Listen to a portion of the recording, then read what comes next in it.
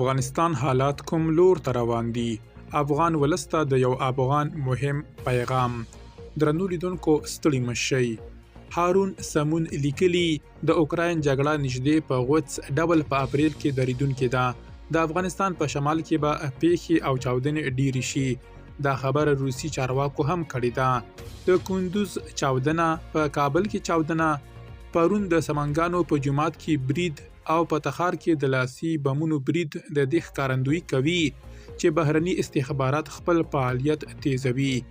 چې له بهرنیو استخباراتو سره چاودنې او ځانمرګي بریدونه ارګنایزوي. داعش یوازې یو نوم او سمبول دی، د لاسپاک حیثیت لري. د طالب د امنیت هوایی لاپې باد پر هوا کړي ترڅو چې ولس ته رجوع ونشي او یوه پیاوړې ملي واکمني رامنځته نشي. افغانستان ښه ورځ نشي لیدلی. هلمند پردیس لیکلي ټول افغان ولس ته یوه جدي لارښوونه. له امنیتي اړخه هیوادوالو ته مهم پیغام. په وګړو کې د ویرې د خپرولو په پار یې نه لیکم، بلکې موږ پر دغه نړۍ یو ځل ژوند کوو. د روغ ژوند حق لرو او د ځان ساتنه فرض ده. په لویو جوماتونو کې د لمانځه پر مهال، په بانکونو کې د تنخواه اخیستلو پر مهال او په وزارتونو او لویو ریاستونو کې د کارونو او اړتیا په وخت کې له جدي احتیاط څخه کار واخلئ.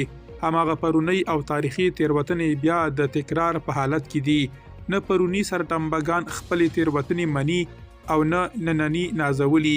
اخري خبره دا ده چې تکړه کس هغه دی چې د ځان ساتنه وکړي. درنو لیدونکو له مالتیا مو مننه.